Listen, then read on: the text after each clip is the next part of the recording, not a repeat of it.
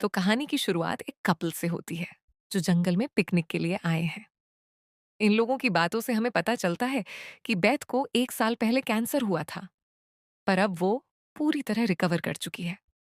ये लोग अपना पिकनिक बहुत अच्छे से एंजॉय कर रहे थे, लेकिन बेथ अभी भी परेशान दिख रही थी।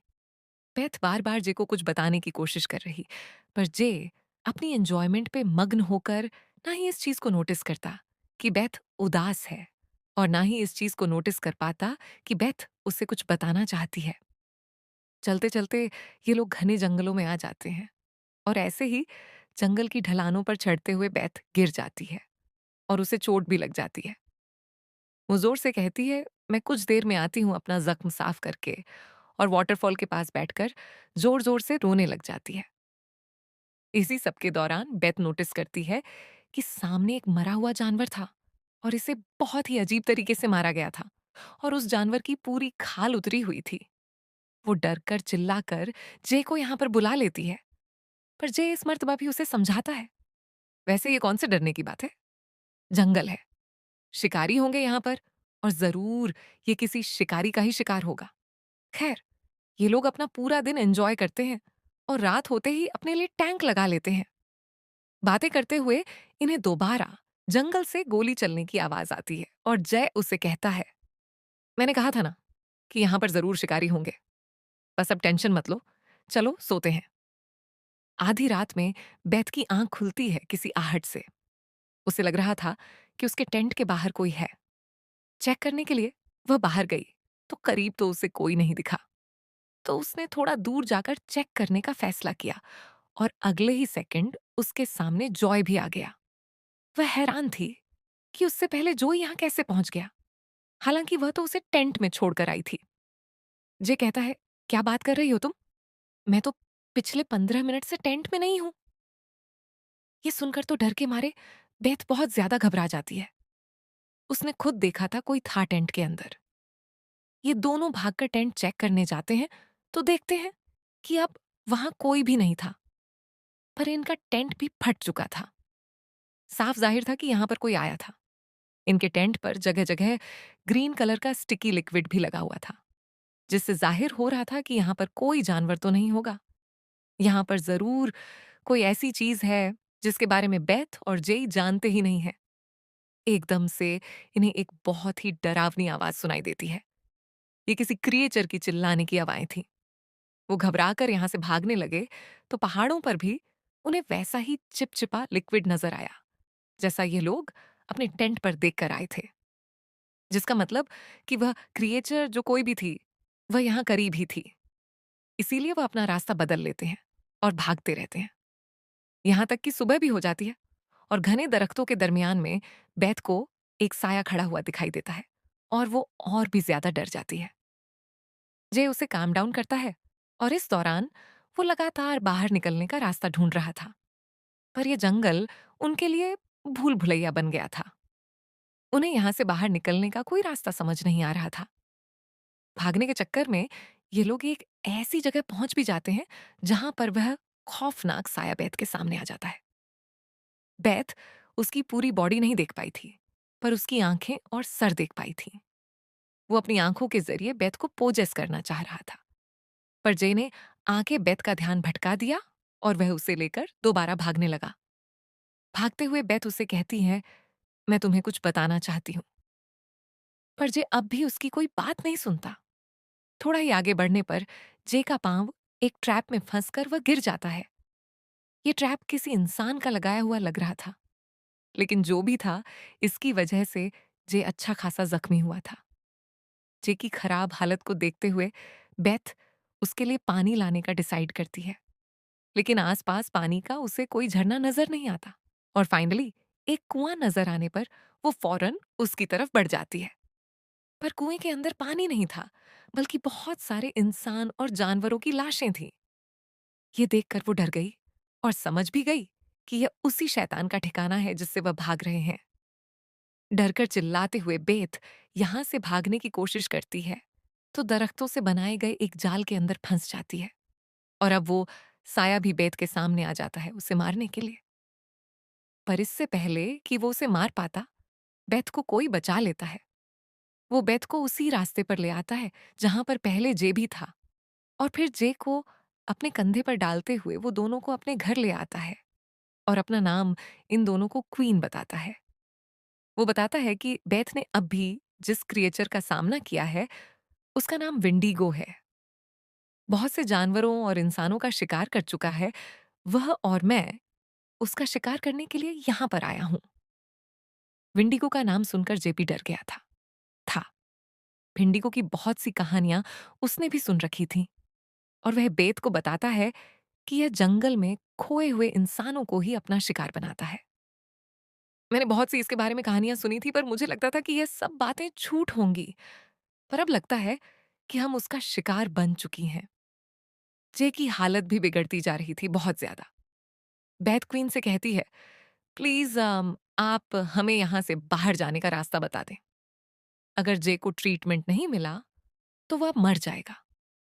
क्वीन बताता है कि मैं भी तुम्हारी तरह इसी जंगल के अंदर फंसा हुआ हूं। मैं अपनी वाइफ के साथ यहां पर आया था, पर मेरी वाइफ पर भी विंडीगो ने हमला कर दिया और उसे मार दिया, और अपना बदला लेने के लिए ही मैं विंडीगो को मारना चाहता हूं। मुझे भी यहां से बाहर जाने का कोई रास्ता नहीं पता। मैथ रोने लग जाती है और उससे जब मदद की भीख मांगती है तो क्वीन कहता है, चलो ठीक है, एक मिनट पर ट्राई कर लेते हैं। दोनों मिलकर बाहर जाते हैं, रास्ता ढूंढने की कोशिश करते हैं, और अगर रास्ता मिल गया तो जय को यहां से निकाल कर बाहर ले जाएंगे।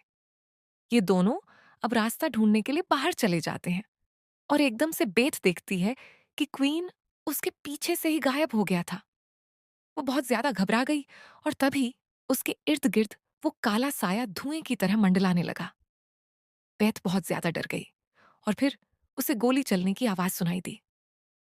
देखने को मिला कि गोली क्वीन ने ही चलाई थी। वो बेथ को बाहर रास्ता ढूंढने के लिए नहीं लेकर आया था, बल्कि वो बहाने से बेथ को अपने शिकंजे के तौर पर लेकर आया था, जिसकी आड़ में वो विंडगो का शिकार कर सके।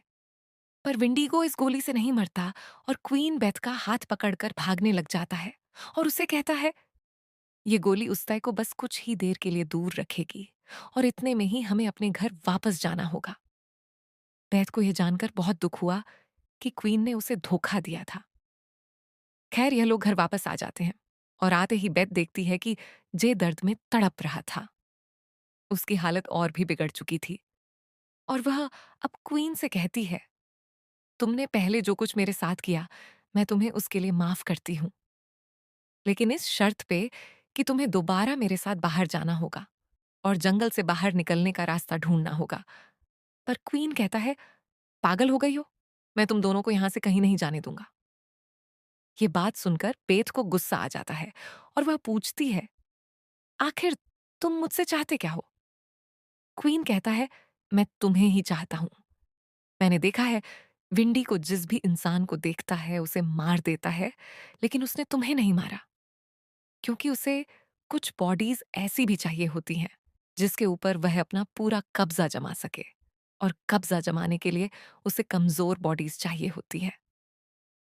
मुझे ये बात पता है कि तुम बीमार हो, और बीमार लोग विंडीगो का अच्छा शिकार बनते हैं, और जब वो तुम्हारी बॉडी हासिल करने के लिए आएगा, मैं तभी उसे मारना चाहता हूं। बेथ ये सारी बातें सुनकर घबरा गई थी, जो सच्चाई उसने अभी तक अपने हस्बैंड को नहीं बताई थी। विन और विंडिगो को यह सच्चाई कैसे पता चल गई थी? असल में कैंसर ट्रीटमेंट के बावजूद भी उसकी टेस्ट रिपोर्ट दोबारा से पॉजिटिव आ गई थी। यानी उसे कैंसर दोबारा हो गया था, और यही बात वो हमेशा से जो को बताना चाहती थी। क्वीन बेथ से कहता है, मैं तुम्हारा दुश्मन नहीं हूं, मेरी बात मान जाओ। मैं जानता हूं कि अगर तुम दोनों बाहर गए तो विंडीगो तुम्हारे साथ वही हाल करेगा जो उसने मेरी वाइफ के साथ किया था। बेथ परेशान होकर बैठ जाती है, क्योंकि उसे पता चल गया था कि क्वीन उसे बाहर जाने नहीं देगा। वो उसके सोने का इंतजार करती है और फिर यहां से बाहर जाने का रास्ता ढूंढ रही होती है, तो उसे क्वीन के ही घर का फ्लोर थोड़ा सा ढीला होता महसूस होता है। जब वो खोलती है तो उसके नीचे एक पूरी टनल थी। बेथ हैरान हो गई। उसे लगा कि शायद ये जंगल से बाहर निकलने का खुफिया रास्ता होगा, पर अंदर जाने पर उसने देखा कि यहां पर बहुत से लोगों की लाशें थीं। वो और भी ज्यादा डर गई। उसे लगने लगा कि क्वीन ने जरूर उससे झूठ बोला होगा और वह खुद ही इन दोनों का शिकार करना चाहता है। डरते हुए बेथ जब बाहर निकली तो क्वीन पहले से ही जागा हुआ उसके ऊपर बंदूक तान चुका था। बेथ रोने लग जाती है और कहती है, आखिर तुम हमसे चाहते क्या हो? इन मासूम लोगों को तुमने क्यों मारा? क्वीन बताता है कि इनको मैंने नहीं मारा। ये लोग जंगल में भटक गए थे। इनमें से कुछ लोग बीमार थे तो कुछ लोग जख्मी थे। मैं जानता था कि विंडीगो जरूर इनकी बॉडी लेना चाहेगा और मैं बस मौके की तलाश में था कि कब विंडीगो इनकी बॉडी में आए और मैं विंडगो का शिकार करूं। पर विंडगो ने इन सब लोगों को ही मार दिया और फिर बहुत सारे इंतजार के बाद तुम यहां आई। तुम फाइनली वो इंसान थी जिसे विंडगो ने मारा नहीं और मुझे ये बात कंफर्म हो गई कि विंडीगो तुम्हारी ही बॉडी लेना चाहता है। इसीलिए मैं नहीं चाहता कि तुम यहां से जाओ। मुझे हर हाल में अपनी वाइफ का बदला लेना है, विंडीगो को मारकर। और अगर तुम यहां से चली गई तो मेरा यह सारा का सारा प्लान फ्लॉप हो जाएगा। और अगर तुम यहां से भाग भी गई तो इस टाइम तुम्हारे से भी अच्छा शिकार तुम्हारा हस्बैंड जे है, जिसके जख्म बहुत ज्यादा खराब होने की वजह से अब उसकी बॉडी तुम्हारे से भी ज्यादा कमजोर हो गई है। जे का नाम सुनकर बेथ तड़प जाती है और कहती है, तुम जे को कुछ नहीं करोगे। इसके बदले मैं तुम्हारा साथ दूंगी। मैं विंडिको से लड़ भी सकती हूँ और तुम्हारा काम आसान भी कर सकती हूँ। बेथ की बात मानते हुए वह बेथ को लेकर अब जंगलों में चला जाता है और बेथ उससे सवाल करती है कि आखिर मुझे करना क्या होगा। क्वीन उससे कहता है, तुम्हें कुछ नहीं करना, जो करना है विंडिको खुद कर लेगा।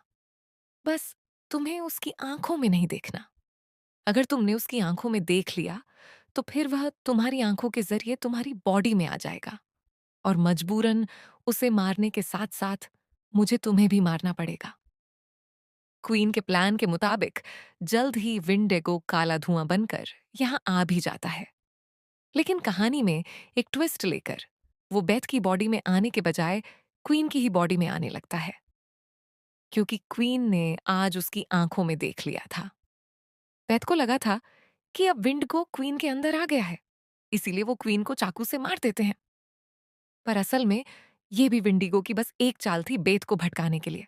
वो विंडगो के अंदर था ही नहीं। बस उसने यहां पर सारा नाटक किया था क्वीन के अंदर जाने का और अब वह बेथ को अपने कब्जे में ले लेता है और ले जाता है अपने उस ठिकाने में, उसी कुएं में जहां बेथ पहले भी एक मर्तबा गई हुई है। बेथ बहुत ज्यादा डर जाती है। ये कुआं बहुत ज्यादा डीप था और अब बेथ को लगने लगा था कि उसकी जान नहीं बच सकती, क्योंकि वह इस कुएं से बाहर निकल ही नहीं पा रही। थक हार कर बेथ जोर से चिल्लाती है और कहती है, मान ली है मैंने हार। थक गई हूं मैं और असियत की जिंदगी नहीं गुजार सकती। आ जाओ और ले लो मेरी बॉडी को। उसकी यह बात कहते ही धुआं बनकर दोबारा विंडी को यहां आ जाता है और अपना असली रूप भी ले आता है। दिखने में वो बहुत ही ज्यादा भयानक था। बेथ की बॉडी के अंदर जाने के लिए उसे बेथ की आंखों में देखना था, लेकिन बेथ ने तो आंखें खोली ही नहीं, बल्कि उसकी मौजूदगी को महसूस करते हुए अपने हाथ में पकड़े हुए चाकू से उसने विंडगो के ऊपर हमला कर दिया। और इस तरह विंडीगो पहली मर्तबा किसी इंसान के जाल में फंस गया। बेथ ने जब महसूस किया कि विंडीगो जख्मी हो चुका है तो उसने आंखें खोली और विंडीगो पर और बहुत सारे वार किए, यहां तक कि उसे लगा कि विंडीगो मर गया है और अब उसकी जान बच चुकी है। वो अब अकेले ही अपनी जीत की खुशी मना रही थी। उसे ऐसा लग रहा था कि जैसे मिडिको को मारकर उसे नई जिंदगी मिल गई है। वो अब इस कुएं से भी बाहर निकल आती है और जल्दी से जय के पास जाती है। चे को उठाकर वह इस जंगल से बाहर भी निकल आते हैं, क्योंकि बिडिगो के मरने के साथ बंडिगो का जादुई असर भी इस जंगल से खत्म हो गया था और जो भूल भुलैया ये जंगल बना हुआ था वह भी नॉर्मल होकर इन्हें बाहर जाने का रास्ता मिल चुका था और अब इन दोनों की जिंदगी बच चुकी थी। और ऐसे इन दोनों को ही इस जंगल से निकलता दिखाते हुए ये मूवी यहां खत्म हो जाती है।